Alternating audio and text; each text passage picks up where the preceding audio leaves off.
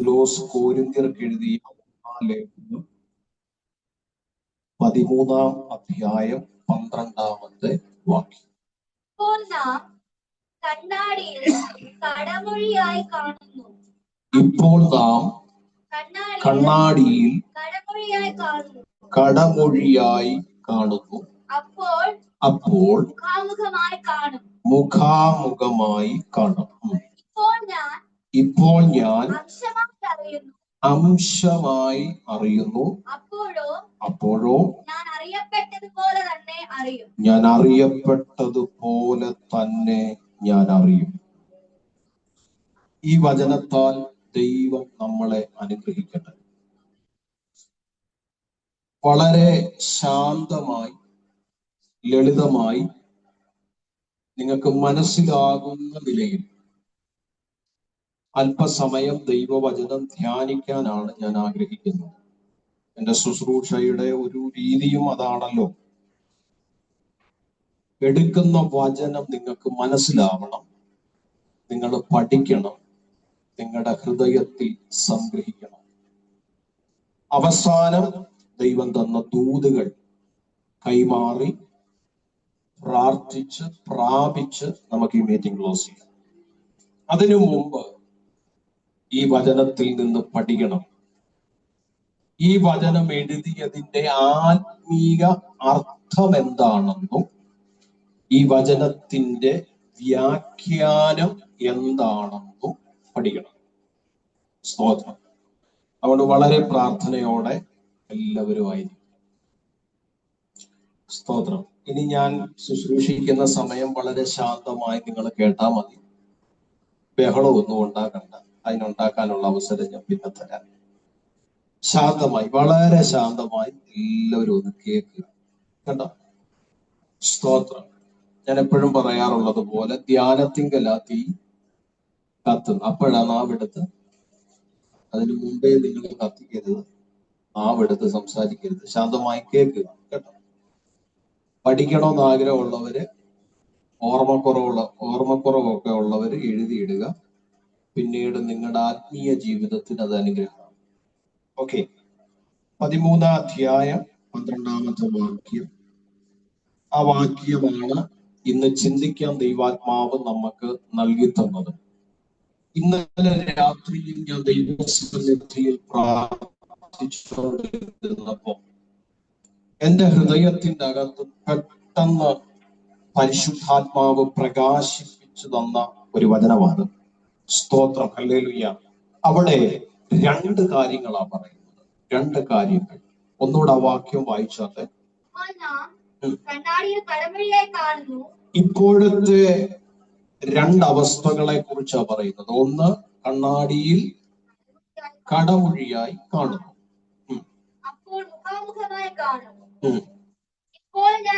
രണ്ടാമത്തെ കാര്യം, ഇപ്പോഴത്തെ രണ്ടാമത്തെ കാര്യം, ഞാൻ ഇപ്പോൾ അംശമായി അറിയുന്നു. അപ്പോഴോ ഞാൻ അറിയപ്പെട്ടതുപോലെ തന്നെ അറിയും. 2 കാര്യമാണ്. ഇപ്പോഴത്തെയും അപ്പോഴത്തെയും 2 കാര്യങ്ങളാണ് പൗലോസ് വെളിപ്പെടുത്തുന്നത്. ഇപ്പോഴത്തെ എന്നെഴുതിയ ഭാഗം ഏതാന്ന് ചോദിച്ചാൽ നിങ്ങൾക്കറിയാം. എപ്പോഴത്തെ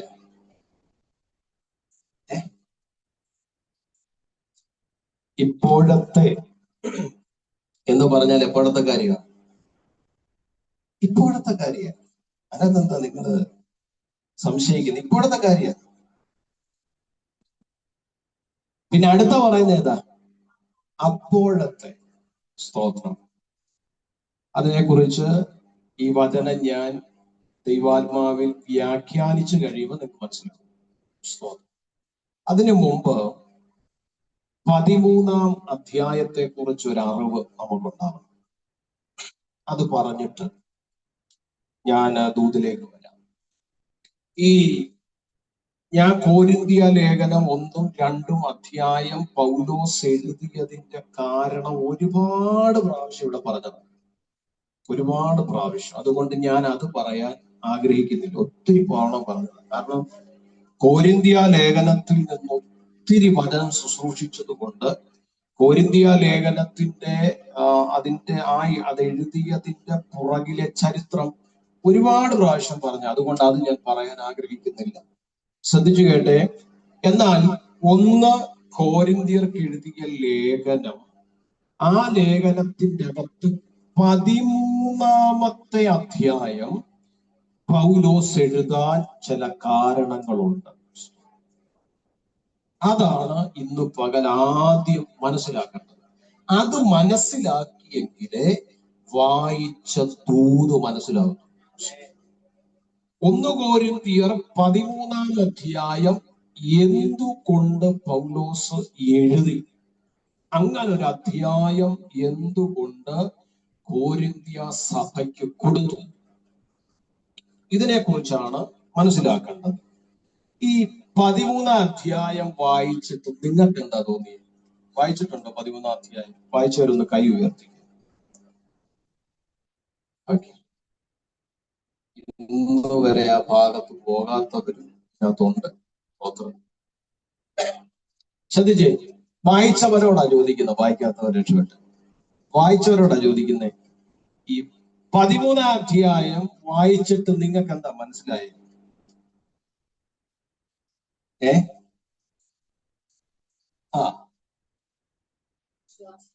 സ്നേഹത്തെ കുറിച്ചാണ് പൗലോസ് എടുത്തുദ്ധരിച്ചിരിക്കുന്നത്. സ്നേഹം. Price the Lord. ഒന്നുകൂടെ കയറി പറഞ്ഞാൽ ചരിത്രകാരന്മാർ ഹല്ലേലൂയ വിശേഷിപ്പിക്കുന്നത് കൊരിന്ത്യ ലേഖനത്തിലെ സ്നേഹത്തിന്റെ അധ്യായമാണ് 13-ാം അധ്യായം. എന്താ? സ്നേഹത്തിന്റെ അധ്യായം. Price the Lord. ഇന്ന് ആദ്യം പാടിയ പാട്ട് ഞാൻ പെട്ടെന്ന് ആ പാട്ട് പാടിയപ്പോൾ ഞാൻ പെട്ടെന്ന് ഈ ദൂത് ഓർത്തു. സ്നേഹത്തിലൂടെ എല്ലാം കാണുവാൻ, സ്നേഹത്തിലൂടെ തന്നെ എല്ലാം ചെയ്യുവാൻ. ബുദ്ധിമുട്ടാ, എന്നാലും പാടി ഒപ്പിച്ച്. സ്തോത്രം. അല്ലേ? പാടാൻ എന്നാ പ്രശ്നം ഇല്ലേ? സ്തോത്രം. പ്രാവർത്തികമാക്കിയില്ലേലും പാടുന്നതിൽ എന്നാ പ്രശ്നം? പോട്ടെ. ശ്രദ്ധിച്ചു കേട്ടെ. സ്നേഹത്തിന്റെ അധ്യായമെന്ന് വ്യക്തമായി ഈ പുസ്തകം വായിക്കുമ്പോൾ നമുക്ക് മനസ്സിലാവും. ശ്രദ്ധിക്കണേ. എന്നാൽ പൗലോസ് കൊരിന്ത്യ സഭയ്ക്ക് ഈ 13-ാം അധ്യായം എഴുതുവാൻ ചില കാരണങ്ങളുണ്ട്. അതിലെ 1-ാമത്തെ കാരണം എന്ന് പറയുന്നത് ആത്മീയ വരങ്ങളെ കുറിച്ചൊരു തർക്കം സഭയ്ക്കകത്തുണ്ടായി. എന്താണ്? നിങ്ങൾ പറയണേ. സ്തോത്രം. വളരെ ഇത് പഠിക്കണം, അതുകൊണ്ടാ പറയുന്നത്. ആത്മീയ വരങ്ങളെ കുറിച്ചുള്ള ഒരു തർക്കം എവിടെ ഉണ്ടായി? കൊരിന്ത്യ സഭയ്ക്കകത്ത് ഉണ്ടായി. കൊരിന്ത്യ സഭയ്ക്ക് പരിശുദ്ധാത്മാവ് കൃപയാൽ പകർന്നു കൊടുത്ത കൃപാവരങ്ങളാണ്. 1 ഭാഷാവരം, 1 ഭാഷാവരം, 2 പ്രവചനവരം, 3 രോഗശാന്തി വരം. 3 വരങ്ങൾ കൊരിന്ത്യ സഭയിൽ അതിശക്തമായി പ്രയോജനപ്പെടുത്തത്തക്ക നിലയിൽ ദൈവത്തിന്റെ ആത്മാവ് കൊടുത്തു. Price the Lord. ദൈവത്തിന്റെ ആത്മാവ് കൊടുത്തു. എന്നാൽ ഈ വരങ്ങൾ കൈകാര്യം ചെയ്യുന്നവർ, ആ വരങ്ങൾ കൈകാര്യം ചെയ്ത് മുൻപോട്ട് പോകുന്ന സമയത്ത് മറ്റുള്ളവരെക്കാൾ ഇവരുടെ കൃപാവരങ്ങളാണ് വലുതെന്നുള്ള ഒരു ചിന്തയും അഹങ്കാരവും ഇവരുടെ ജീവിതത്തിൽ വന്നു. ഞാൻ പറഞ്ഞ വാക്ക് നിങ്ങൾക്ക് മനസ്സിലായോ? എന്തോ വന്നു?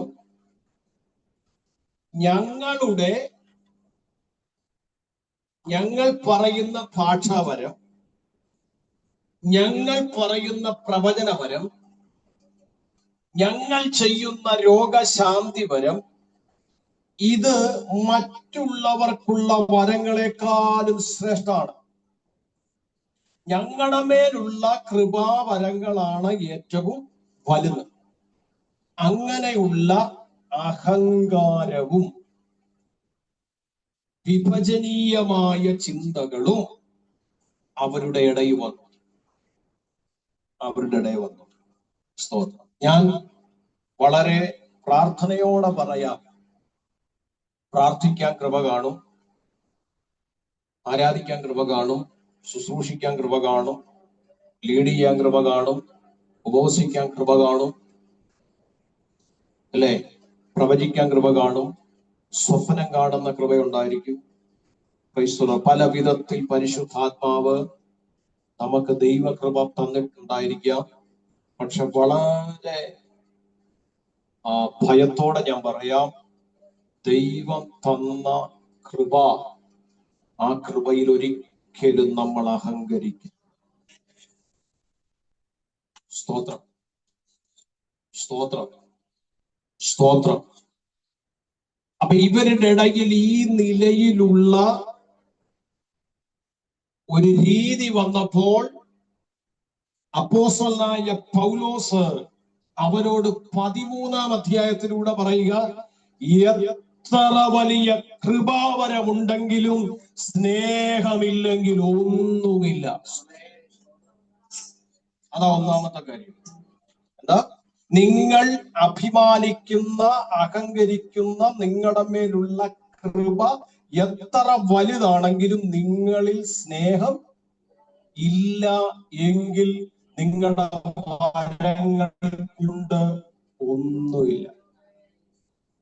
രണ്ടാമത്തെ കാര്യം, സഭയ്ക്കകത്തൊരു അച്ചടക്കമില്ലായിരുന്നു. അച്ചടക്കം. സഭയ്ക്കകത്ത് വർഗീയതയുണ്ടായിരുന്നു, വിഭാഗിതയുണ്ടായിരുന്നു. ചിലര് പറയുന്നു ഞങ്ങൾ പൗലോസിന്റെ ആളാണ്, ചിലര് പറയുന്നു ഞങ്ങൾ അപ്പല്ലോസിന്റെ ആളാണ്, ചിലര് പറയുന്നു ഞങ്ങൾ കേഫാവിന്റെ ആളാണ്, ചിലര് പറയുന്നു ഞങ്ങൾ യേശുവിന്റെ ആളാണ്.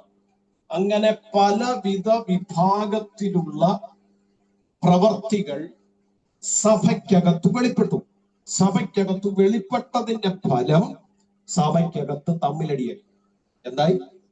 സഭയ്ക്കകത്ത് തമ്മിലടിയായപ്പോൾ ഹല്ലേലൂയ, സ്തോത്രം, അവർ സഭയിലെ കൂട്ടായ്മകളെക്കാളും ഉപരി അവരവരുടെ വ്യക്തി താല്പര്യങ്ങൾക്ക് വില കൊടുത്തു. അങ്ങനെ വന്നപ്പോൾ ഇവരുടെ ഇടയിൽ ഭിന്നത വന്നു, വിദ്വേഷം വന്നു. ഇവരുടെ ഈ രോഗത്തെ ട്രീറ്റ്മെന്റ് ചെയ്യാൻ പൗലോസിന്റെ കയ്യിൽ ഒറ്റ മെഡിസിനെ ഉള്ളായിരുന്നു, അതാണ് സ്നേഹം.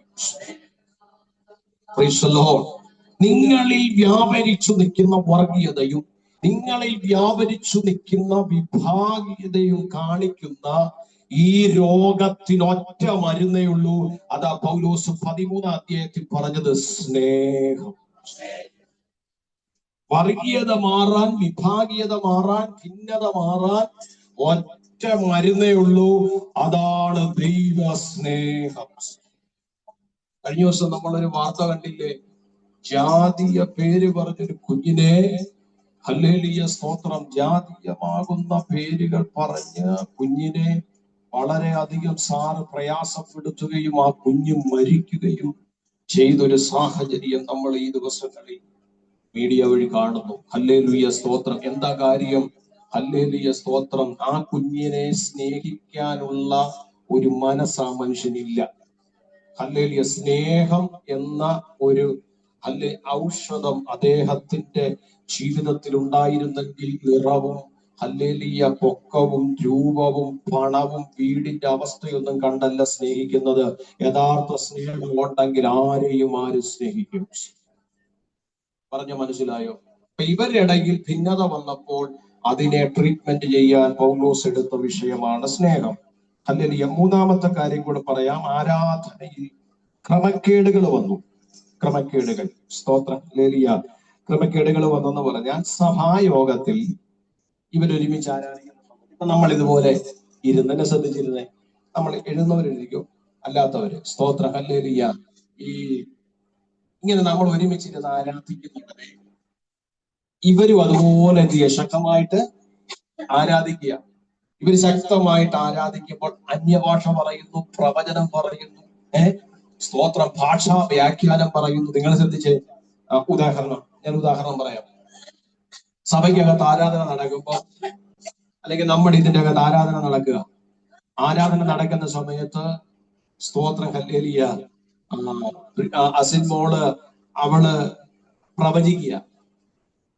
സ്തോത്രം, നല്ലതോടുള്ളവളാണ്. സ്തോത്രം, പ്രവചിക്കുകയാണ്, ശക്തമായിട്ട് പ്രവചിക്കുന്നു. അതേ സമയത്ത് സനൂപ് രോഗശാന്തിയുടെ ശുശ്രൂഷ എന്തിനാണ്, രോഗശാന്തിയെ കുറിച്ച് ശക്തമായിട്ട് ശുശ്രൂഷിക്കുന്നു. സെയിം ടൈമിൽ തന്നെ സ്തോത്രം ഭാഷാവരങ്ങളെ എന്ത് ചെയ്യുക, അടുത്താണ് കൈകാര്യം ചെയ്ത്. ഇങ്ങനെ വന്നപ്പോഴത്തേന് ഇത് കൂട്ടേടി പോലെ ഏതാ കൃപാവരങ്ങള് ഒരാരാധനയ്ക്കകത്ത് കൂട്ടമായിട്ട് തമ്മിലടിക്കുന്ന രീതിയിലേക്ക് എന്ത് ചെയ്തു, ആരാധന മാറി. അതിനെയാണ് ക്രമക്കേടെന്ന് പറഞ്ഞത്. Praise the lord, hallelujah. ദൈവികമാകുന്ന കൃപാവരങ്ങളെ ഓരോ സമയത്തും ഓരോ മേഖലകളിലും പരിശുദ്ധാത്മാവ് ഉപയോഗിക്കുന്നത് വ്യത്യസ്ത നിലയിലായിരിക്കും. പക്ഷെങ്കിൽ ഇവരുടെ ഹൃദയത്തിലെ ചിന്ത എന്നാന്ന് ചോദിച്ചാൽ, ആരെങ്കിലും പ്രവചിച്ചു കഴിഞ്ഞാൽ ഉടനെ ഇവന് ഭാഷാവ്യാഖ്യാനം ചെയ്യണം. കാരണം ഇവരങ്ങ് ഡൗൺ ആയി പോകുന്നുണ്ടോ, അവൻ പ്രവചിച്ചു കഴിയുമ്പോൾ ഞാൻ ഹല്ലേലൂയ ഡൗൺ ആയോ എന്നൊരു ചിന്ത ഇവർക്ക്. സ്തോത്രം, ഞാൻ പറഞ്ഞ മനസ്സിലാവുന്നുണ്ട്. നിങ്ങളെ കുറിച്ചല്ല, നിങ്ങളും പിന്നെ അത് പ്രവചനവും ഇല്ല, ഭാഷാവ്യാഖ്യാനവും ഇല്ല, പിന്നെ നിങ്ങൾ എന്തിനാ പേടിക്കുന്നത്? സ്തോത്രം, അല്ലെങ്കിൽ ശ്രദ്ധിച്ച് സന്തോഷത്തോടെ സമാനത്തോടെ ഇരിക്കുക. അല്ലെങ്കിൽ ഞാൻ പറഞ്ഞു വന്നതിന്റെ സാരം, അല്ലെങ്കിൽ സ്തോത്രം, ഇവരുടെ കൃപാവരങ്ങളെ സഭയ്ക്കകത്ത് ആരാധനയെ ക്രമക്കേടാക്കുന്ന വിധത്തിൽ അല്ലെങ്കിൽ കൃപാവരങ്ങൾ തമ്മിൽ കൂട്ടിയടിക്കുന്ന ഒരവസ്ഥയിലേക്ക് വന്നു. സ്തോത്രം, ഇങ്ങനെയുള്ള ഒരു സാഹചര്യത്തിലേക്ക് വന്നു കഴിഞ്ഞപ്പോൾ പൗലോസ് വെളിപ്പെടുത്തിയത് ആ സ്നേഹത്തെ കുറിച്ച്. എന്തെന്നറിയാമോ? ഹല്ലേലൂയ, നിങ്ങളുടെ ആരാധനയെ, നിങ്ങളുടെ അകത്തു ദൈവം പകർന്ന കൃപാവരവും നിങ്ങൾ വലിയ ആളാണെന്ന് കാണിക്കാനല്ല. ഞാൻ പറഞ്ഞ മനസ്സിലായോ? സ്തോത്രം, നിങ്ങൾ വലിയ ആളാണെന്ന് കാണിക്കാനല്ല നിങ്ങൾ ആരാധിക്കേണ്ടത്. സ്തോത്രം, ചിലരില്ലേ, ഞാൻ ശുശ്രൂഷയിൽ വെളിപ്പെട്ട വിഷയമാണ്. ചിലര് പാട്ട് പാടുമ്പോൾ അവർക്കൊരാഗ്രഹം ഉണ്ട്, എന്നറിയാം, ഞാൻ പാടുമ്പോ ഭയങ്കര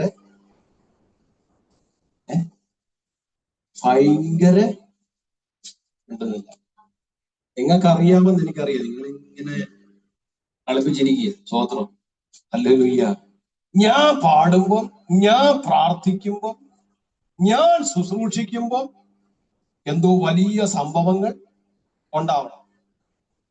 അടുത്താരെങ്കിലും പ്രാർത്ഥിക്കണം, മനസ്സിലായി, കർത്താവേ ആത്മാവ് ഇറങ്ങല്ലേ, ഒരാള് പോലും സ്തോത്രം പറയും, അങ്ങനെയുള്ളൂ.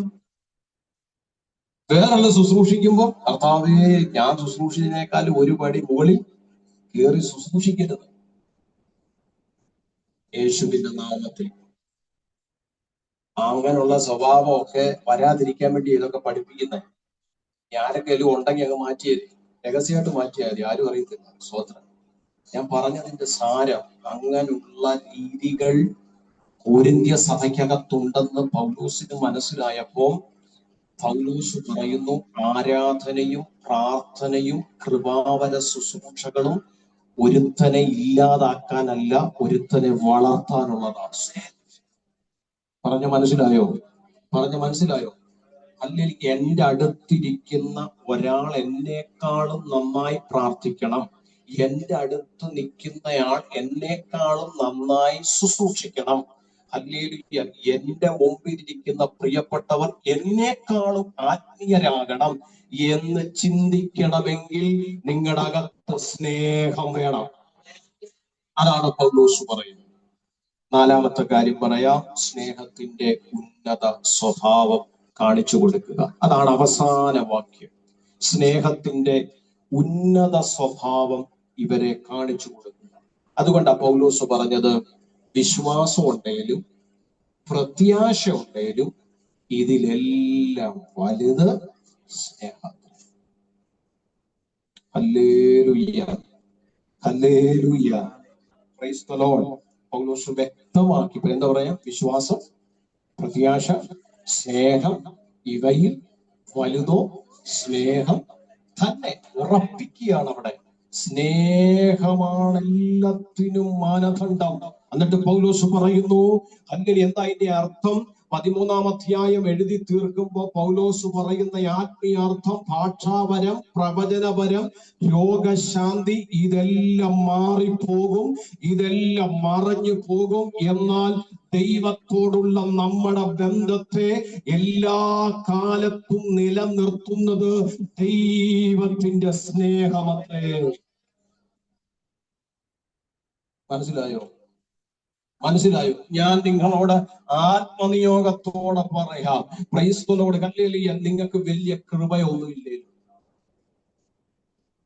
ഒന്ന് സന്തോഷിക്കും.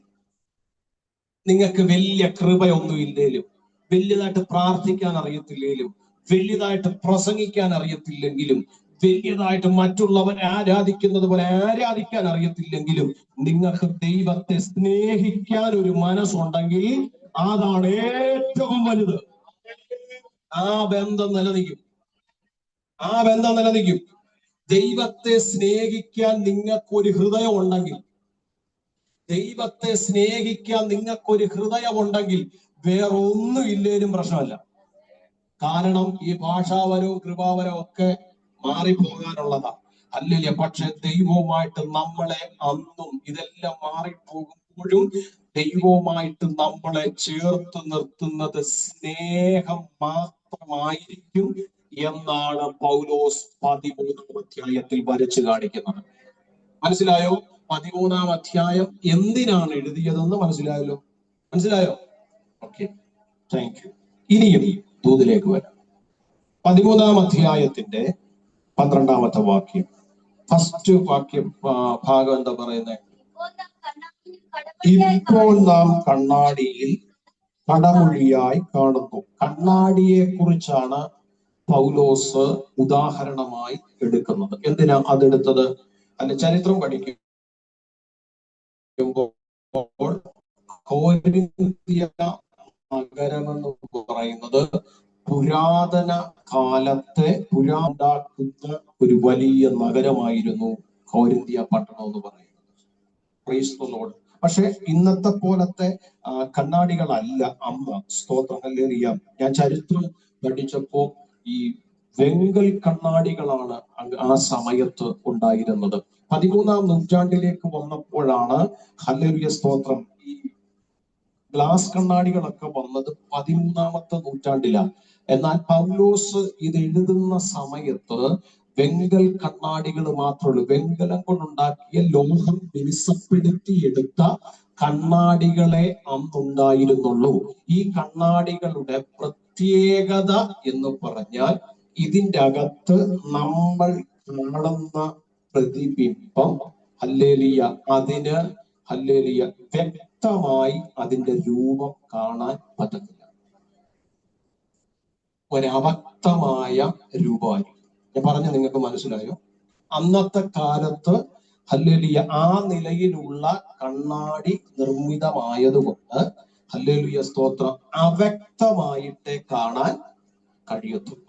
സ്തോത്രം, ഹല്ലേലൂയ. അന്ന് കൊരിന്ത്യ നഗരത്തിൽ അവർ പണിതുകൊണ്ടിരുന്ന ആ നിലയിലുള്ള കണ്ണാടികളായിരുന്നു. സ്തോത്രം. ആ നിലയിലുള്ള കണ്ണാടികളെ ചെയ്യാൻ പറ്റത്തുള്ളൂ. 13-ാം നൂറ്റാണ്ടിലേക്ക് വന്നപ്പോഴാണ് ഗ്ലാസ് കൊണ്ടുള്ള കണ്ണാടികൾ നിർമ്മിച്ചു തുടങ്ങിയത്. അതിനു മുമ്പ്, ഹല്ലേലൂയ, ലോഹത്തെ മിനുസപ്പെടുത്തി എടുത്ത കണ്ണാടികളായിരുന്നു ഉപയോഗിച്ചിരുന്നത്. വെങ്കൽ കൊണ്ടുള്ള കണ്ണാടികൾ, വെങ്കൽ കണ്ണാടികൾ എന്ന് പറയും. അങ്ങനെയുള്ള കണ്ണാടികളായിരുന്നു ആ സമയത്ത് ഉപയോഗിച്ചു കൊണ്ടിരുന്നത്. അതിൻ്റെ അകത്തുള്ള പ്രശ്നമാണ് ഞാൻ പറഞ്ഞത്. ഹല്ലേലൂയ, നമ്മൾ നോക്കുന്ന, കാണുന്ന പ്രതിബിംബത്തെ നമുക്ക് വ്യക്തമായി കാണാൻ കഴിയത്തില്ല. സ്തോത്രം.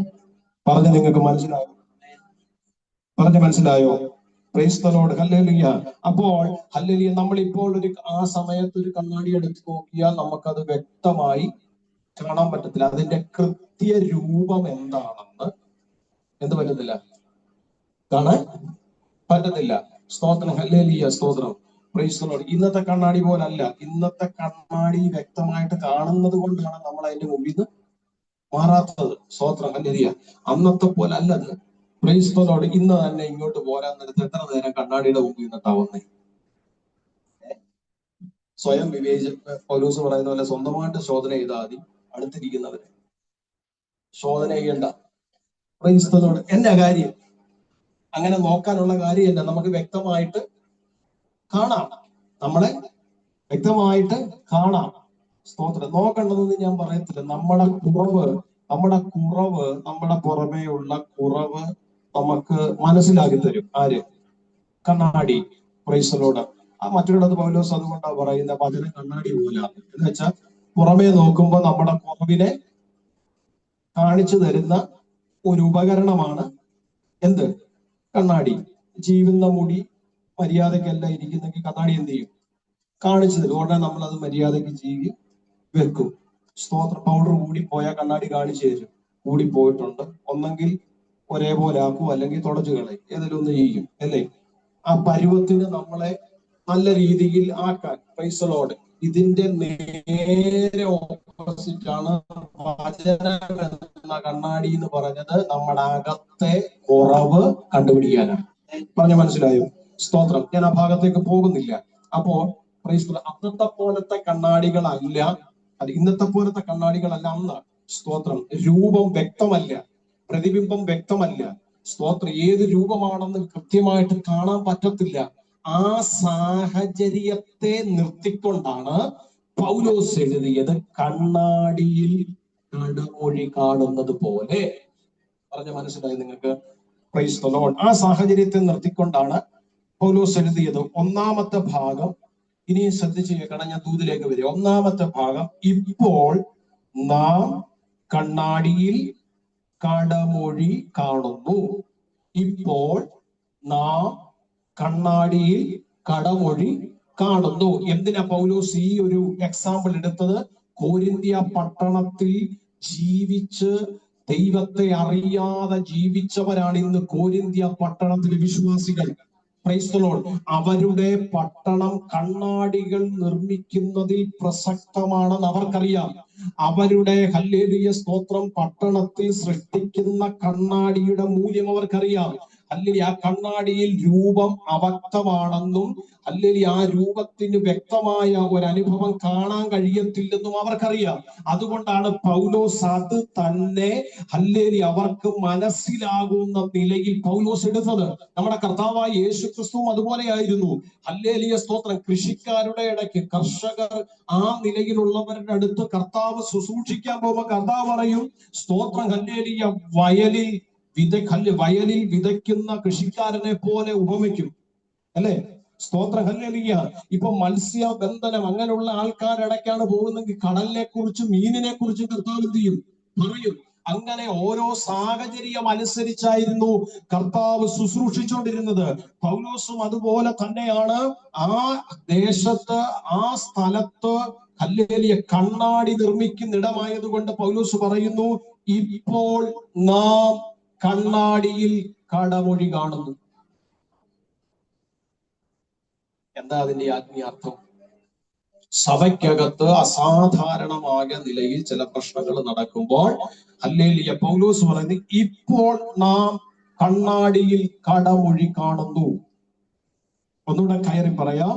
നമ്മൾ ഇപ്പോൾ ഭൂമിയിലായിരിക്കുമ്പോൾ ദൈവത്തെ കുറിച്ചുള്ള നമ്മുടെ അറിവ് പൂർണ്ണമല്ല.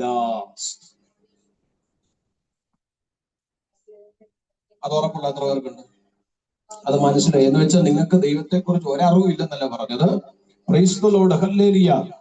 സഭയോട് പറയുകയാണ്, അല്ലെങ്കിൽ കണ്ണാടിയിൽ കടമൊഴി കാണുന്നത് പോലെ. ഒന്നുകൂടെ കയറി പറഞ്ഞാൽ, നിങ്ങളുടെ ദേശത്തുണ്ടാക്കിയിരിക്കുന്ന കണ്ണാടിയിൽ നിങ്ങൾ നോക്കുമ്പോൾ കൃത്യമായ പ്രതിബിംബം കാണാത്തത് പോലെ, കൃത്യമായ രൂപം കാണാത്തത് പോലെ കർത്താവായ ദൈവം, ആ ദൈവത്തെ കുറിച്ചുള്ള നിങ്ങളുടെ അറിവ് പൂർണ്ണമല്ല. മനസ്സിലായോ? നിങ്ങൾ കാണേണ്ടതുപോലെ, അറിയേണ്ടതുപോലെ നിങ്ങൾ ദൈവത്തെ അറിയാതെ ഇരിക്കുന്നു. നിങ്ങളുടെ അറിവ് പൂർണ്ണം അല്ല എന്നാ പറയുന്നത്. മനസ്സിലാവുന്നുണ്ടോ? എന്ന് പറഞ്ഞാൽ ഒരു മങ്ങിയ കണ്ണാടിയിൽ നിങ്ങൾ എങ്ങനെ നോക്കുന്നോ അതുപോലെയാണ് ദൈവത്തെ കുറിച്ചുള്ള നിങ്ങളുടെ അറിവ്. യേശുവിന്റെ നാമത്തിൽ, യേശുവിന്റെ നാമത്തിൽ, യേശുവിന്റെ നാമത്തിൽ ഞാൻ പറയുന്നത് നിങ്ങൾക്ക് മനസ്സിലാകുന്നുണ്ടോ? കർത്താവിനെ കുറിച്ച് നമുക്ക് അറിവുണ്ട്, ദൈവത്തെ കുറിച്ച് നമുക്ക് അറിവുണ്ട്. ശരിയാണ്, ബൈബിൾ തരുന്ന അറിവുകൾ നമുക്കുണ്ട്, പ്രസംഗിച്ച് കേൾക്കുന്ന അറിവുകൾ നമുക്കുണ്ട്. പക്ഷെങ്കിൽ ഹല്ലേലൂയ, പൗലോസ് കൊരിന്ത്യ സഭയോട് പറയുന്നു, ഹല്ലേലൂയ, ദൈവത്തിന്റെ ജനത്തോട് പറയുന്നു, ഹല്ലേലൂയ, നിങ്ങൾക്ക് അറിവുണ്ടെങ്കിലും അറിയേണ്ടതുപോലെ അവനെ നിങ്ങൾ ഇപ്പോൾ അറിഞ്ഞിട്ടില്ല. മനസ്സിലാകുന്നുണ്ടോ? മനസ്സിലാകുന്നുണ്ടോ?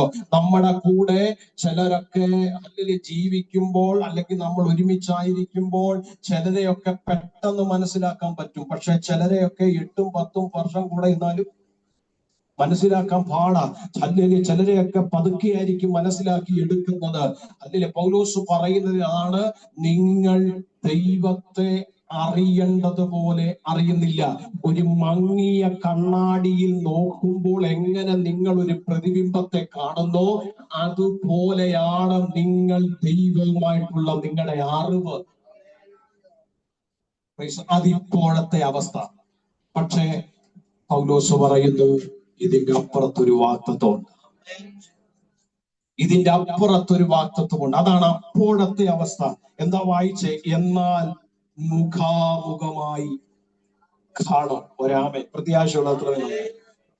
പ്രത്യാശയുള്ള എത്ര പേരുണ്ട്? ഹല്ലേലൂയ. ഞാൻ അവരെ ഓർത്ത് കർത്താവിനെ സ്തുതിക്കുന്നു. ഹല്ലേലൂയ. ശ്രദ്ധിക്കണമേ, ഇപ്പോൾ നിങ്ങൾ കണ്ണാടിയിൽ കടമൊഴി കാണുന്നത് പോലെയാണ് നിങ്ങളുടെ ദൈവത്തെ നിങ്ങൾ മനസ്സിലാക്കിയിരിക്കുന്നതെങ്കിൽ, നിങ്ങളുടെ അറിവെങ്കിൽ, ഹല്ലേലൂയ, പൗലോസ് പറയുന്നു, ഇപ്പോഴത്തെ അവസ്ഥയാണത്. എന്നാൽ ഈ അവസ്ഥയ്ക്കൊരു മാറ്റം വരും, ഈ അവസ്ഥയ്ക്കൊരു ചേഞ്ച് വരും.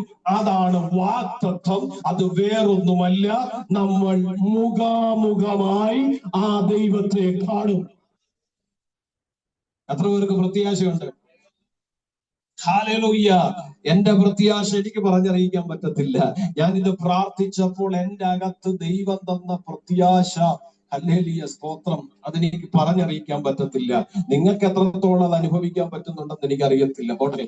ഹല്ലേലൂയ, സ്തോത്രം. ശ്രദ്ധിച്ചു കേട്ടേ പ്രിയപ്പെട്ടവരെ, നമ്മൾ മുഖാമുഖമായി അവനെ കാണും. ഹല്ലേലൂയ, സ്തോത്രം. നിത്യതയിൽ കാഹളം ധ്വനിക്കുമ്പോൾ, മേഘങ്ങളിൽ അവൻ പ്രത്യക്ഷനാകുമ്പോൾ, അവ്യക്തമായി നിങ്ങൾ കാണുന്ന ദൈവം, അവ്യക്തമായി നിങ്ങൾ അറിയുന്ന ദൈവം. നിങ്ങൾക്കൊരു പൂർണ്ണ അറിവില്ല. ഉണ്ടോ? പൂർണ്ണ അറിവ്, ദൈവത്തെ കുറിച്ച് സമ്പൂർണ്ണ അറിവുള്ള ആരെങ്കിലും ഉണ്ടോ? ഉണ്ടോ? വീട്ടിലുള്ളവരെ തന്നെ പൂർണ്ണമായിട്ട് നമുക്ക് അറിയത്തില്ല, പിന്നല്ലേ ദൈവത്തെ, അല്ലേ? സ്തോത്രം, അല്ലേ? ആർക്കും ആരെ കുറിച്ചും പൂർണ്ണമായ അറിവില്ല. മനുഷ്യനെ കുറിച്ച് തന്നെ പൂർണ്ണമായ അറിവ് നേടിയെടുക്കാൻ പറ്റാത്ത സാഹചര്യത്തിൽ ദൈവത്തെ കുറിച്ച് പൂർണ്ണമായ അറിവ് നിങ്ങൾക്കുണ്ടോ ചോദിച്ചാൽ, അല്ലെങ്കിൽ നമുക്കുണ്ടെന്ന് പറയാൻ പറ്റത്തില്ല. ദൈവത്തെ കുറിച്ച് അറിവുണ്ട്, പക്ഷെ പൂർണ്ണ വ്യക്തത, പൂർണ്ണ അറിവുണ്ടോ എന്ന് ചോദിച്ചാൽ നമുക്ക് പറയാൻ പറ്റത്തില്ല. അതാ പൗലോസ് പറയുന്നത്, അല്ലെങ്കിൽ നിങ്ങൾ ദൈവത്തെ കണ്ടിട്ടുണ്ടോ? അജിനെ, ദൈവത്തെ കണ്ടിട്ടുണ്ടോ?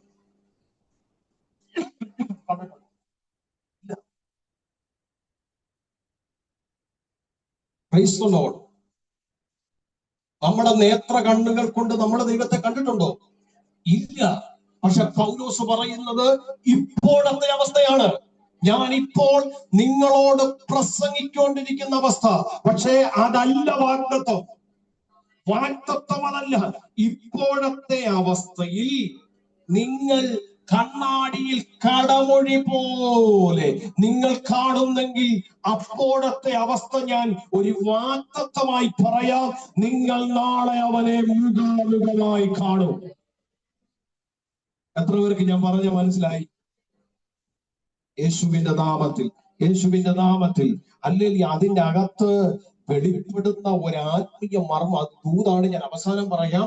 ആത്മീയ മർമ്മം എന്ന് പറയുന്നത്, ഹല്ലേലൂയ, നിങ്ങൾക്ക് ദൈവം ഇപ്പോൾ എവിടെങ്കിലും, അല്ലെങ്കിൽ ദൈവത്തെക്കുറിച്ചുള്ള അറിവ്, ദൈവത്തെക്കുറിച്ചുള്ള പൂർണ്ണ രൂപം നിങ്ങൾക്കിപ്പോൾ എവിടെങ്കിലും അവ്യക്തമാണെങ്കിൽ നിങ്ങൾ ഭാരപ്പെടേണ്ട.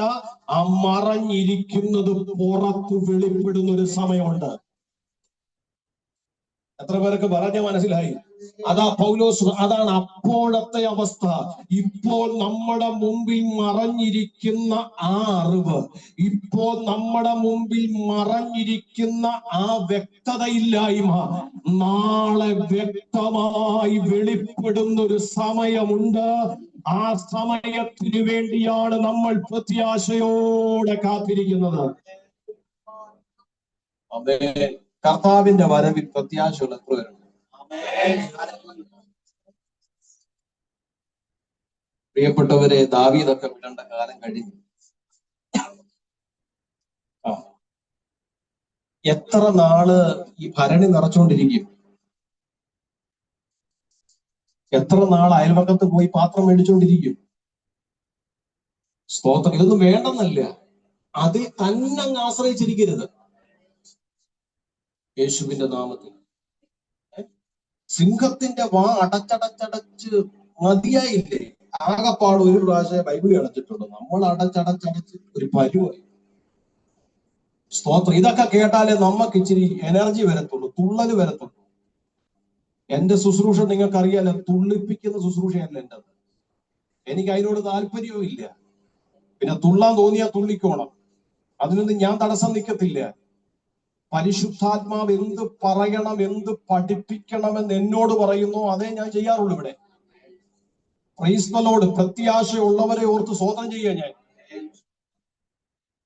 കണ്ണാടിയിൽ കടമഴി പോലെ നിങ്ങൾ കാണുന്ന ദൈവത്തിന്റെ അറിവ്, ദൈവത്തിന്റെ പൂർണ്ണ രൂപം നിങ്ങൾ നാളെ മുഖാമുഖം കാണും. ഇന്ന് നിങ്ങൾക്ക് മറഞ്ഞിരിക്കുന്നത് നാളെ നിങ്ങൾക്ക് വെളിപ്പെട്ടു വരും. ദൂതിലേക്ക് ഞാൻ അവസാനം വരാം. മോശ ദൈവത്തോട് മുഖാമുഖം സംസാരിച്ചോ?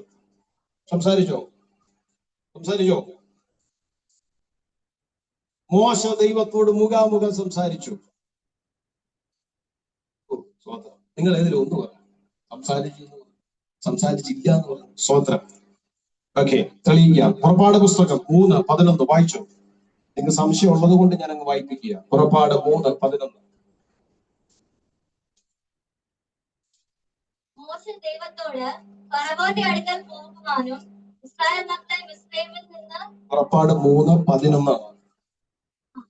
മോശ ദൈവത്തോട് ഫറവോന്റെ അടുക്കൽ പോകുവാനും ഇസ്രായേൽ മക്കളെ മിസ്രയീമിൽ നിന്ന് പുറപ്പെടുവിപ്പാനും ഞാൻ എന്തുമാത്രം ഉള്ളൂ എന്ന് പറഞ്ഞു. അതിനവൻ, ഞാൻ നിന്നോട് കൂടെ ഇരിക്കും. നീ ജനത്തെ മിസ്രയീമിൽ നിന്ന് കൂട്ടിക്കൊണ്ട് വരുമ്പോൾ നിങ്ങൾ ഈ പർവ്വതത്തിൽ ദൈവത്തെ ആരാധിക്കുമെന്നുള്ളത് ഞാൻ നിന്നെ അയച്ചതിന് അടയാളമാകുമെന്ന് അരുളി ചെയ്തു. മോശ ദൈവത്തോട്, ഞാൻ ഇസ്രായേൽ മക്കളുടെ അടുക്കൽ ചെന്ന നിങ്ങളുടെ പിതാക്കന്മാരുടെ ദൈവം എന്നെ നിങ്ങളുടെ അടുക്കൽ അയച്ചിരിക്കുന്നു എന്ന് പറയുമ്പോൾ അവന്റെ നാമം എന്തെന്ന് അവർ എന്നോട് ചോദിച്ചാൽ ഞാൻ അവരോട് എന്ത് പറയണമെന്ന് ചോദിച്ചു.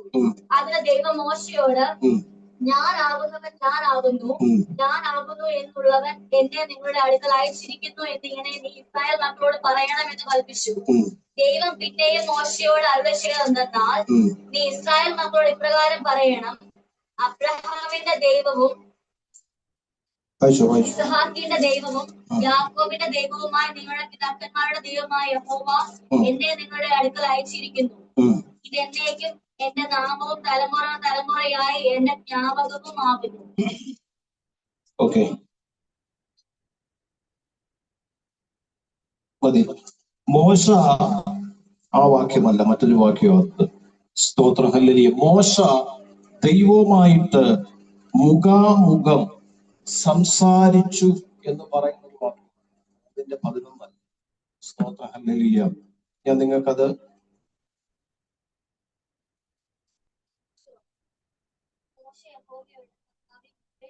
മതി. അതല്ല. സ്തോത്രം. ഹല്ലേലൂയ. മോശ ദൈവവുമായിട്ട് മുഖാമുഖം സംസാരിച്ചു എന്ന് പറയുന്ന ഒരു വാക്യമുണ്ട്. സ്തോത്രം. പുറപ്പാട് പുസ്തകത്തിൽ തന്നെയാണ്.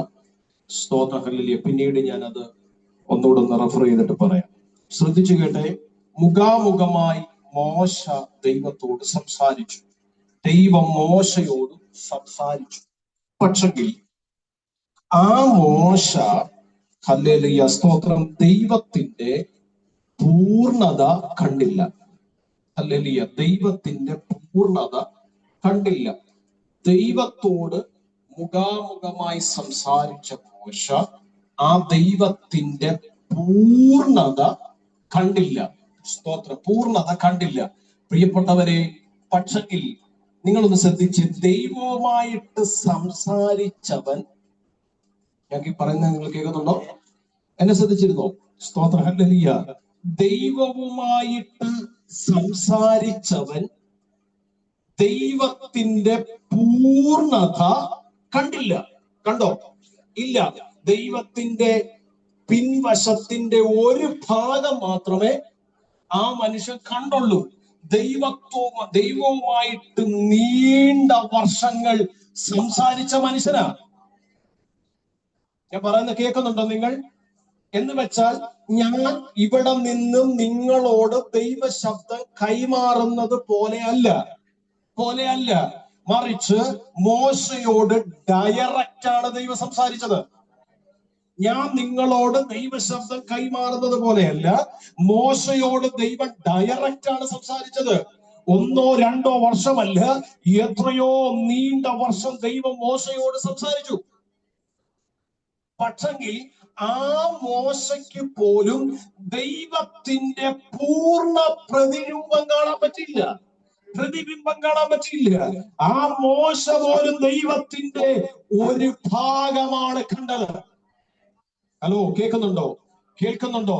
പക്ഷെ ഈ പൗലോസ് പറയുന്നു, നിങ്ങൾക്കൊരു വാഗ്ദത്തം ലഭിക്കും. നിങ്ങൾക്കൊരു വാഗ്ദത്തമുണ്ട്. ഹല്ലേലൂയ. നിങ്ങൾ നാളെ ഈ ദൈവത്തെ കാണേണ്ടത് പോലെ കാണും. എത്ര പേർക്ക് സന്തോഷമുണ്ട്? അങ്ങനെ അവനെ കാണേണ്ടത് പോലെ നിങ്ങൾ കാണും.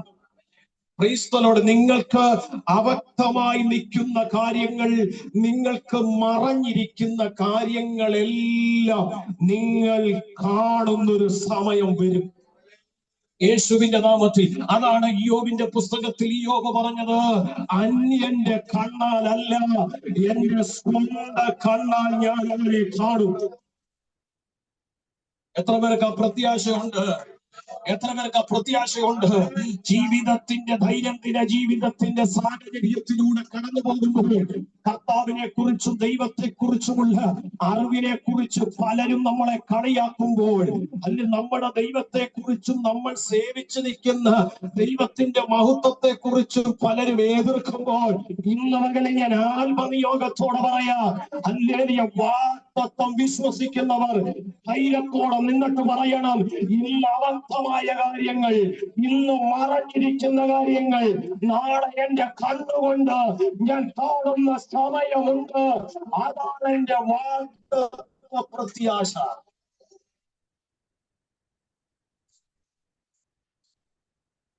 രണ്ടാമത്തെ കാര്യം എന്താ പറഞ്ഞേ? അതുകൊണ്ട് 12 വരാം. ഇപ്പോൾ ഞാൻ അറിയുന്നത് എന്താണ്? അംശമായിട്ടാണ് അറിയുന്നത്. എന്ന് പറഞ്ഞാൽ, ഒരു വലിയ സത്യത്തിന്റെ ഒരു പൂർണ്ണ അറിവ് എല്ലാവർക്കും ഇല്ല.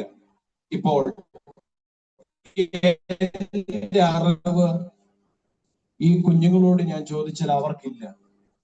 അവരുടെ അറിവ് ചിലപ്പോൾ മറ്റൊരാളോട് ചോദിച്ചാൽ അവർക്കില്ല.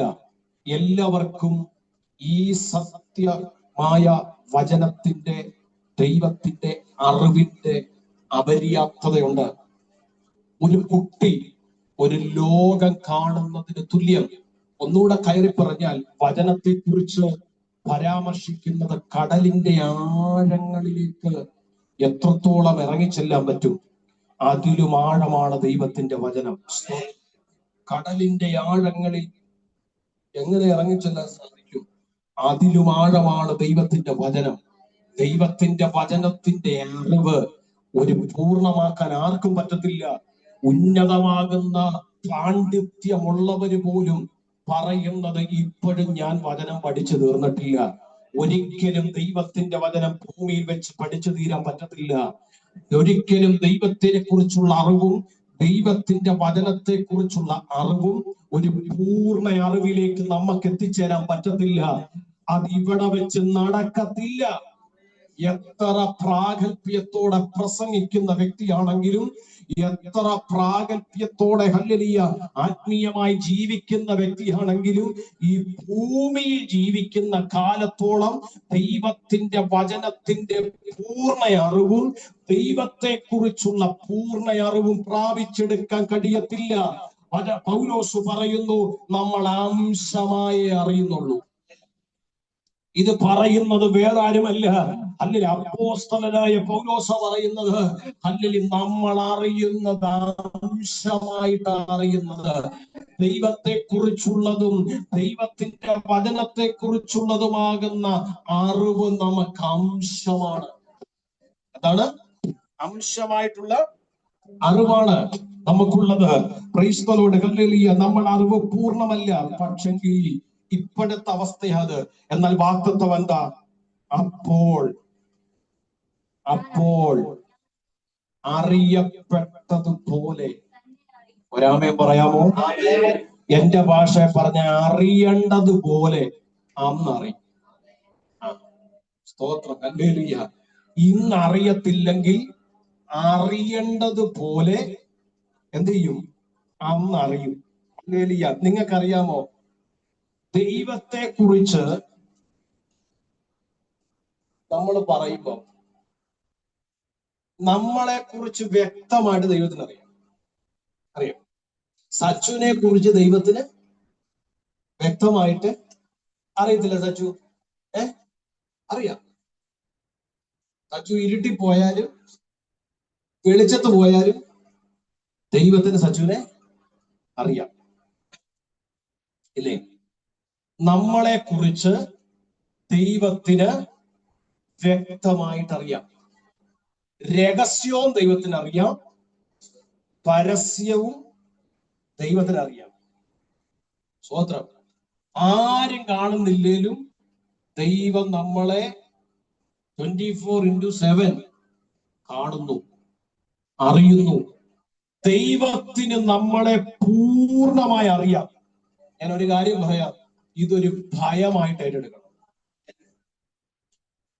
എന്നോട് പരിശുദ്ധാത്മാവ് പറഞ്ഞത് ഇതൊരു ഭയമായിട്ട് ഏറ്റെടുക്കണം. നമ്മൾ പ്രാർത്ഥിക്കുന്നത്, കർത്താവേ എന്നെ ഉള്ളതുപോലെ നീ അറിയുന്നല്ലോ, വേറെ ആരും അറിയുന്നില്ലേലും നീ എന്നെ അറിയുന്നല്ലോ എന്ന് പറഞ്ഞ് ദൈവത്തെ നമ്മളങ്ങ് പ്രോത്സാഹിപ്പിക്കുക. സ്തോത്രം. പക്ഷേ ഹല്ലേലൂയ, എന്നോട് പരിശുദ്ധ ഇതൊരു ഭയമായിട്ട് ഏറ്റെടുക്കണം. എന്നാന്നറിയാമോ? ഞാൻ ഒറ്റയ്ക്ക് പോയാലും ഞാൻ ഒറ്റയ്ക്ക് വന്നാലും ഞാൻ രഹസ്യ ജീവിതത്തിലാണെങ്കിലും കർത്താവെ അന്ന് പറഞ്ഞത് ഓർക്കുന്നുണ്ട്, നീ എന്നെ അറിയുന്നു. അതുകൊണ്ട് ഞാൻ ഭയത്തോടെ ജീവിക്കണം, ഞാൻ ഭക്തിയോടെ ജീവിക്കണം, ഞാൻ ദൈവത്തെ ഭയപ്പെട്ട് ജീവിക്കണം. ശ്രദ്ധിച്ചു കേട്ടെ, ദൈവത്തിന് നമ്മളെ കുറിച്ച് വ്യക്തമായ അറിവുണ്ട്. പക്ഷെ പൗലോസ് എടുത്തു കാണിക്കുന്ന എന്നാ ചോദിച്ചോ? അംശമായി അറിയുന്നു എന്ന് പറഞ്ഞതിന്റെ അർത്ഥം അതോടെ കയറി പറയാം, ദൈവത്തിന് നമ്മളെ കുറിച്ച് നന്നായിട്ട് അറിയാം, പക്ഷെ നമുക്ക് ദൈവത്തെ കുറിച്ച് അറിയേണ്ടതുപോലെ അറിയത്തില്ല. ഹലോ, എനിക്ക് ദൈവത്തെ കുറിച്ച് അറിയേണ്ടതുപോലെ അറിയാൻ പാസ്റ്ററെ, ഞാനങ്ങ് അറിഞ്ഞങ്ങ് ഇരിക്കുക ഞാൻ എന്നാർക്കെങ്കിലും പറയാൻ പറ്റുമോ? നിങ്ങൾ ഇപ്പൊ പറഞ്ഞാൽ ഞാനത് പൊളിക്കും. ഇപ്പൊ നിങ്ങൾ അത് പറഞ്ഞാൽ പൊളിക്കും. എന്നാ ചോദിച്ചാ, ഇപ്പൊ ഫോർ എക്സാമ്പിൾ ആ പറയുന്നത്, ദൈവത്തെ കുറിച്ചൊരു പൂർണ്ണ അറിവ് നമുക്കുണ്ടെങ്കിൽ നമ്മൾ ഒരിക്കലും പിറുപിറുക്കത്തില്ല. പിറുപിറുക്കാത്ത എത്ര പേരിനകത്തുണ്ട്? ഏതെങ്കിലും സാഹചര്യത്തിൽ എപ്പോഴെങ്കിലും എന്തേലും കാര്യത്തിൽ നമ്മൾ പിറുപിറുത്തിട്ടുണ്ട്. ചിലർ ചോദിക്കുന്നത്, എന്റെ പ്രാർത്ഥന ദൈവം കേൾക്കുന്നില്ലേ? നമ്മൾ ചോദിച്ചിട്ടില്ലേ? ഞാൻ ചോദിച്ചിട്ടുണ്ട്. അപ്പൊ പ്രശ്നം തീർന്നു.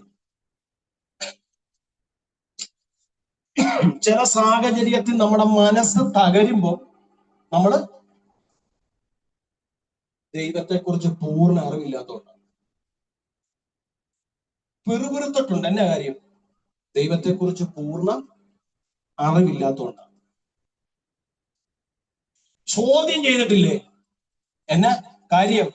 ദൈവത്തെക്കുറിച്ച് പൂർണ്ണ അറിവില്ല, അംശമേ നമുക്കറിയത്തുള്ളൂ. പൗലോസ് പറയുന്നു, അംശമായി നിങ്ങൾ അറിയുന്നത് നിങ്ങൾ അറിയേണ്ടതുപോലെ നിങ്ങൾ അറിയുന്നൊരു വാഗ്ദത്ത സമയം വരുന്നു. അത് നിങ്ങളെ കുറിച്ച് ദൈവം അറിയുന്ന സമയമല്ല, ദൈവത്തെ കുറിച്ച് നീ അറിയുന്ന സമയം. എത്ര പേർക്ക് ഞാൻ പറഞ്ഞ മനസ്സിലാവുന്നുണ്ട്? എത്ര പേർക്ക് ഞാൻ പറഞ്ഞു? നിങ്ങൾ അല്ലെ വളരെ പ്രാർത്ഥനയോടിരിക്കണം. ഞാൻ ആ ദൂതിലേക്കാ വരുന്നത്. ഹല്ലേലൂയ, സ്തോത്രം. 2 വെളിപ്പാട് ഇന്ന് പകൽ ഇതിന്റെ അകത്ത് ജയമായി വ്യാപരിക്കും. 2 കാര്യങ്ങൾ ഇതിന്റെ അകത്ത് ജയമായി നടക്കും. അതിനുവേണ്ടി ശക്തമായി പ്രാർത്ഥിച്ചുകൊണ്ടിരുന്നോണം. പ്രിയപ്പെട്ടവരെ, അല്ലെങ്കിൽ നിങ്ങൾ അംശമായി അറിയുന്ന കാര്യം നിങ്ങൾ അറിയേണ്ടത് പോലെ നിങ്ങളെ അറിയിക്കുന്ന ഒരു വാഗ്ദത്ത സമയം വരുന്നു. നിങ്ങളെ അറിയുന്നവനെ നിങ്ങൾ അറിയാൻ പോകുന്നൊരു സമയം വരുന്നു. ചേർന്നൊരു ആമേൻ പറയാൻ പറ്റുന്നവർ പറഞ്ഞാൽ. ഞാൻ പെട്ടെന്ന് മനസ്സിലാകാൻ ഒരു ഉദാഹരണം പറഞ്ഞിട്ട് ദൂതിലേക്ക് വരാം. നമ്മളിപ്പോൾ ഗൂഗിൾ മാപ്പ് യൂസ് ചെയ്യുന്നവരാണ്. ഹല്ലേലൂയ. പണ്ടത്തെ കാലത്ത് ഇപ്പം നിങ്ങള്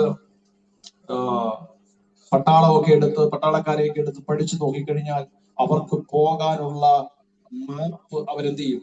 വരച്ച് സെറ്റ് ചെയ്തിട്ട് വെച്ച് വേണം. അവരതുമായിട്ടാണ് പോകുന്ന ചുരുട്ടി. നിങ്ങൾ നോക്കിക്കുകയും അവർ ആ മാപ്പ് നോക്കി വഴി നോക്കി അവർ ഇന്ന ദേശം ലക്ഷ്യമാക്കി പോകുന്നു. പക്ഷെങ്കിൽ ഗൂഗിൾ മാപ്പ് നോക്കുന്ന സമയത്ത് ആ മാപ്പിന്റെ അകത്ത് ഈ വഴി കാണിച്ചിട്ടുണ്ട്, അല്ലെ? പോകേണ്ട റൂട്ടും അതിന്റെ കാര്യങ്ങൾ കൃത്യമായിട്ട് കാണിച്ചിട്ടുണ്ട്. പക്ഷെ അവിടെ ചെന്ന് കഴിയുമ്പോൾ ഈ വരച്ച പോലെ അല്ല അവിടെ. മനസ്സിലായില്ല? ഈ ഒരു മാപ്പിൽ വരച്ചു വെച്ചിരിക്കുന്നത് പോലല്ല ഇവർ ആ സ്ഥലത്തെത്തുമ്പോൾ ആ സ്ഥലത്തിന്റെ രൂപം വേറെ. മനസ്സിലായോ നിങ്ങൾക്ക്? പറഞ്ഞേ സ്തോത്രം. ഞാൻ ഇങ്ങോട്ട് ഈ കാലഘട്ടത്തിലേക്ക് വരാം. നമ്മള് ഇപ്പം മൂന്നാറ് പോവാ, മൂന്നാറ് പോവാ.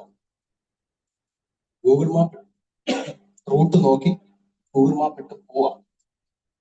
നമ്മൾ ഈ ഗൂഗിൾ മാപ്പ് സ്തോത്രം ഒരു വര, ഇങ്ങനെ ഒരു വര അങ്ങോട്ടും ഇങ്ങോട്ടും കാണും. അതിലൂടെ നമ്മുടെ വണ്ടി പോകുന്ന ഒരു ചുവന്ന സിഗ്നല് കാണിക്കും. ഇത് നോക്കിയാ നമ്മള് പോകുന്നത്. പക്ഷെ ഗൂഗിൾ മൂന്നാർ ഇങ്ങനെയാണ് ഇരിക്കുന്നത്. ഇങ്ങനെ ഒരു വര പോലാണോ ഇരിക്കുന്നത്? അല്ല. അവിടെ ചെന്ന് നേരിട്ട് കാണുമ്പോൾ അതിന് തേയിലത്തോട്ടങ്ങൾ കൊണ്ട് നിറഞ്ഞ അതിമനോഹരമായ ഒരു ദേശമായിട്ടാണ് നമ്മൾ അതിനെ കാണുന്നത്. പൗലോസ് ഇത് തന്നെ പറഞ്ഞത്. ഇപ്പോൾ നിങ്ങൾ കാണുന്ന അവസ്ഥ, ഞാനങ്ങ് പറയാ നിങ്ങൾക്ക് മനസ്സിലാകാൻ വേണ്ടി, ഇപ്പോൾ നിങ്ങൾ കാണുന്ന അവസ്ഥ ഗൂഗിൾ മാപ്പ് പോലെ. ക്രൈസ്തവരോട് എന്നാൽ നാളെ നിങ്ങൾ അത് നേരിട്ട് കാണുമ്പോൾ നിങ്ങളുടെ ജീവിതത്തിൽ നിങ്ങൾ ഇതുവരെ കാണാത്തൊരു കാഴ്ചയായിരിക്കും നിങ്ങൾ കാണുന്നത് എന്നാണ് പൗലോസ് വെളിപ്പെടുത്തിയത്. നിങ്ങൾ കണ്ണാടിയിൽ കാണുന്നത് നിങ്ങൾ മുഖാമുഖം നേരിട്ട് കാണും. നിങ്ങൾ അംശമായി അറിയുന്നത്. ഞാനൊരു കാര്യം പറയട്ടെ, നമ്മൾ മൂന്നാറിനെ കുറിച്ച് ഇവിടെ സെർച്ച് ചെയ്ത് അറിയുന്നതും നമ്മൾ അവിടെ ചെന്ന് താമസിക്കുന്നവരോട് ചോദിച്ചറിയുന്നതും രണ്ടാണ്. ആണോ? ഹല്ലേലൂയ, സ്തോത്രം. നമ്മൾ ആരോടെങ്കിലും ഒക്കെ ചോദിച്ചറിയുന്നതും നമ്മൾ സെർച്ച് ചെയ്തറിയുന്നതിനൊക്കെ ഹല്ലേലൂയ ഒരു പരിമിതികളുണ്ട്. പക്ഷെങ്കിൽ ദീർഘവർഷങ്ങളായിട്ട് അവിടെ താമസിക്കുന്നവരടുത്ത് എന്നിട്ട് ആ മൂന്നാറിനെ കുറിച്ചൊന്ന് ചോദിച്ചാൽ സെർച്ച് ചെയ്തിട്ട് കിട്ടാത്തത് നമുക്ക് അവരുടെ നാവിന്ന് കിട്ടും. കാരണം അവരവിടെ വർഷങ്ങളായി ജീവിക്കുന്നവരാ.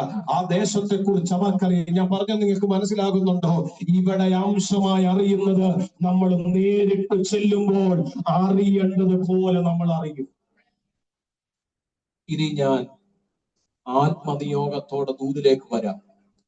യേശുവിന്റെ നാമത്തിൽ നിങ്ങൾ വളരെ പ്രാർത്ഥനയോടെ അല്പനിമിഷമായിരിക്കണം. വേഗത്തിൽ ഞാൻ അവസാനിപ്പിക്കാം. ഹല്ലേലൂയ. യേശുവിന്റെ നാമത്തിൽ പ്രിയപ്പെട്ടവരെ, രണ്ട് കാര്യം അപ്പോസ്തലൻ ഈ അധ്യായത്തിലൂടെ, ഈ വാക്യത്തിലൂടെ നമ്മളോട് പറഞ്ഞു. ഒന്ന്, മറഞ്ഞിരിക്കുന്നതിനെ അവൻ വെളിപ്പെടുത്തി. എത്ര പേരത് വിശ്വസിക്കുന്നു? അറിവില്ലാത്തതിനെ അവൻ പൂർണ്ണ അറിവിലേക്ക് കൊണ്ടെത്തിക്കും. ഒരു നിമിഷം ഒന്ന് എഴുന്നേറ്റ് നിന്നാട്ടെ. നമുക്ക് അല്പനേരം പ്രാർത്ഥിക്കാം. ഒരു നിമിഷം ആ ഉറങ്ങിയിരിക്കുന്നവരെ ഒന്ന് തട്ടി ഉണർത്തിയിട്ട് ഒന്ന് എഴുന്നേക്കാൻ പറഞ്ഞു. സ്തോത്രം. ഒന്ന് എഴുന്നേറ്റ് നിന്നാട്ടെ യേശുവിന്റെ നാമത്തിൽ. അടുത്ത ആഴ്ച പേര് പറയും. ഈ ആഴ്ച പേരില്ല, അടുത്ത ആഴ്ച പേര്. സ്തോത്രം. റെക്കോർഡായത് യൂട്യൂബ് വരുന്നത്. ഹല്ലേലൂയ. കണ്ണുകൾ അടച്ചു. യേശുവിന്റെ നാമത്തിൽ, യേശുവിന്റെ നാമത്തിൽ, യേശുവിന്റെ നാമത്തിൽ ദൈവത്തോട് പ്രാർത്ഥിച്ച് അല്പനേരം പ്രാർത്ഥിച്ച് ശബ്ദരാജന വെളിപ്പെട്ട വചനം നിങ്ങളുടെ ഹൃദയത്തിൽ പതിച്ചു എന്ന് ഞാൻ വിശ്വസിക്കുന്നു. ഇനിയും പഠിക്കാനുള്ള സമയമല്ല, ഇനിയും കേൾക്കാനുള്ള സമയമല്ല, ഇനി പ്രാപിക്കാനുള്ള നേരമാണ്. അടുത്തിരിക്കുന്ന ഒറ്റ ഒരെണ്ണത്തിൽ ആരും നോക്കണ്ട. യേശുവിന്റെ നാമത്തിൽ നീയും ദൈവവുമായിട്ടുള്ള ബന്ധത്തിൽ നിന്നാ മതി. സൗകര്യമുള്ളവർ ആരാധിച്ചോളും, സൗകര്യമുള്ളവര് പ്രാർത്ഥിച്ചോളും. നിനക്ക് ഈ ദൂതിനെ പ്രാപിക്കണമെന്ന് ആഗ്രഹം ഉണ്ടെങ്കിൽ നീ പ്രാർത്ഥിച്ചുകൊണ്ട് നിന്നോളാം. യേശുവിന്റെ നാമത്തിൽ എല്ലാ കണ്ണുകളും അടച്ച് അല്പനേരം ദൈവത്തോട് പ്രാർത്ഥിച്ച് എല്ലാവരും. പൗലോസ് പറയുന്നു, ഞാൻ കണ്ണാടിയിൽ കടമൊഴിയായി കാണുന്നത് കാണേണ്ടത് പോലെ കാണാൻ കഴിയാതെ, പ്രതിബിംബം വെളിപ്പെടേണ്ടത് പോലെ വെളിപ്പെടാൻ കഴിയാതെ മങ്ങിക്കാണുന്ന കാര്യങ്ങൾ, മറഞ്ഞിരിക്കുന്ന കാര്യങ്ങൾ, മറയപ്പെട്ടിരിക്കുന്ന കാര്യങ്ങൾ നിന്റെ കണ്ണു കാണത്തക്ക നിലയിൽ അത് വെളിപ്പെട്ടു വരുന്ന സമയമുണ്ട്. ഇന്ന് പകൽ ആ ദൂതിനെ എത്ര പേര് വിശ്വസിക്കും? ഇന്ന് പകൽ ഈ ദൂതിനെ ഏറ്റെടുക്കുന്നവരോട്, ഈ വചനത്തെ ഏറ്റെടുക്കുന്നവരോട് പരിശുദ്ധാത്മാവ് ഇന്നും പകൽ ഇടപെടുന്ന ദൂത് കേട്ടോണം. നിന്റെ ജീവിതത്തിൽ മറഞ്ഞിരിക്കുന്ന ചിലത് ദൈവം വെളിപ്പെടുത്താൻ പോവുകയാണ്. വിശ്വസിക്കുന്നവർ മാത്രം ഒന്നാത്മാർത്ഥമായി പ്രാർത്ഥിച്ചേ. ചില വർഷങ്ങളായി നിന്റെ പ്രവൃത്തി മറഞ്ഞിരിക്കുന്നത്, നിന്റെ ജീവിതത്തിൽ മറഞ്ഞിരിക്കുന്നത് ഞാൻ